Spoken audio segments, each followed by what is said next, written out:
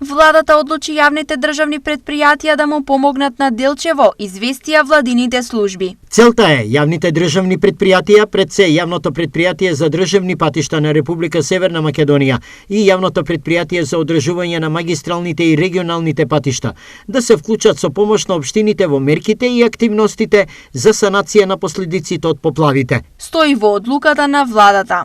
Проценката е дека Делчево се соочува со штети поголеми од €1.000.000, па затоа од ЈДП сега се очекува. Општинските служби доставија информации до владата, а по прогласување на кризна состојба се очекува и потребната помош за санирање на оштетувањата на патната инфраструктура и неколку поголеми свлечишта чија што санација бара долгорочни решенија за кои е потребна државна помош. Истакна градоначалникот на Делчево Горан Трајковски.